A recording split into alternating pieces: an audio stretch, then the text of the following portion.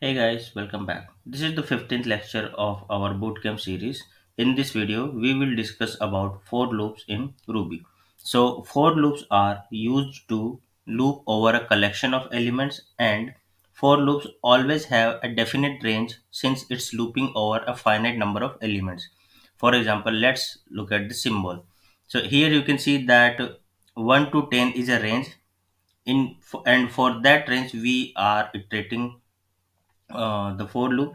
Okay, and as per the syntax you can see that a for loop always start with the for reserved word, which is this, and then followed by a variable.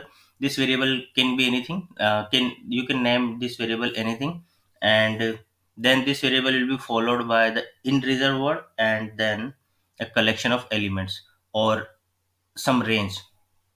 Okay, and in the body of the loop you can write any of the code that you want to execute through the loop, and then you can, and that can perform your operations. Okay, now let's take an example. So here is the example syntax for the for loop. Okay, now if you will run this snippet on IRB, then you will get it like here. You can see that this loop has iterated through this range from 1 to 10 and print hello Ruby developers. But here if you will see, then you can see that it has printed 9 times, not the 10 times. Okay, but if you do it like this, let's say there is another way to do this, that is just use 3 dots, sorry 2 dots rather than 3.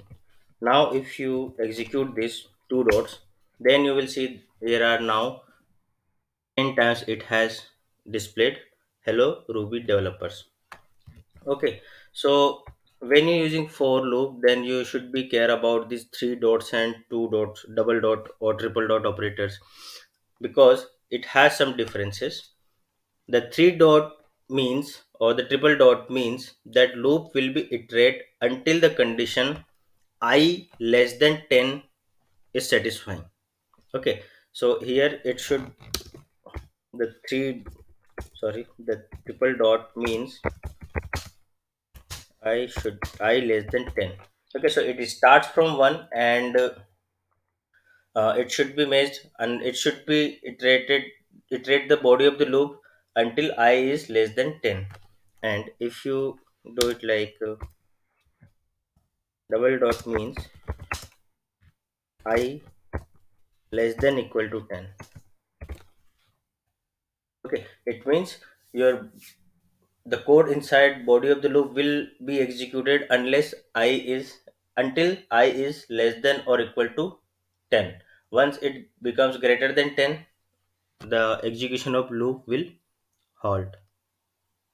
Okay, and here you need to remember one more thing, that this for loop always iterate through a finite number of range. For example, here you can see that this is the range and it is a finite range. For example, if we can see that 1 dot 10, sorry,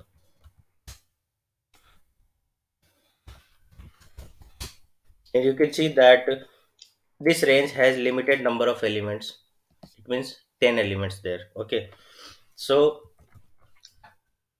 since the range is finite or the collection is finite set of elements, so it is never possible for a for loop in Ruby to fall into the infinite execution. Why? Because since because of finite set of elements or some finite range, your for loop will end at certain point once the elements into the collection becomes execute, all elements from the collection become executed, or the condition has been satisfied. And it will definitely satisfied. Why? Because you are using the finite set of elements.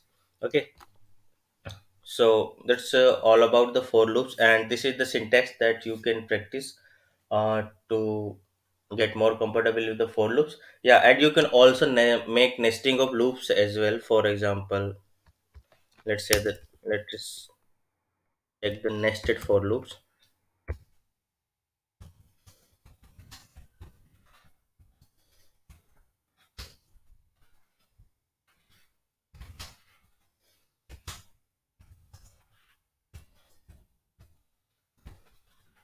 Here you can define some numbers as well.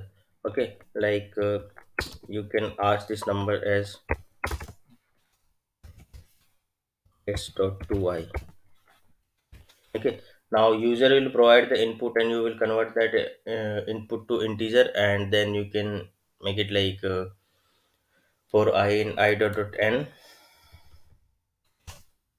do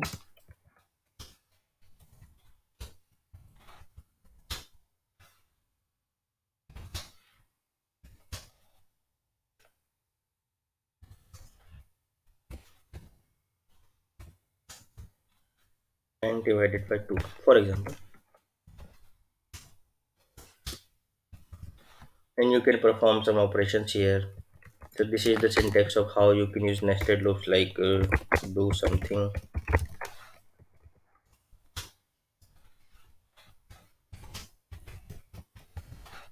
do something here, and do something here as well. So this is the way of using nested for loops in Ruby. So that's the brief explanation of a for loop. We discussed the basic syntax and how to use for loops in Ruby. Now you can do more practice at your end to get more comfortable with it. And if there is anything like you need some help with how to write complex programs using for loops and how to solve complex problems with for loop, then just let me know through the comment section. Okay, now it's the question time. What is for loop and why infinite execution of for loop is avoidable with for loop? Okay, and what is the difference between double dot and triple dot operator in for loop, and is it possible to iterate in for loop without range? So without range you can't iterate through for loop, and the difference you must know about the double dot and triple dot operator in for loop, because if you know the difference then you can implement your loop for loop very correctly. But if you don't know the difference about between these, then there might be some inconsistency in your program if you use triple dot or double dot unwisely. Okay, and why infinite execution loop is avoidable with for loop? Because it always runs on a set of finite elements or on a collection, whether the collection is hash or array or a range, they always have some fixed number of elements. So it is it the for loop will never fall into the infinite execution. And what is for loop, we already seen that. So just try to practice this at more at your end, and thanks for watching the video. And in the next lecture we will discuss about the while loops in Ruby. Till then, tata, goodbye, take care, and stay safe.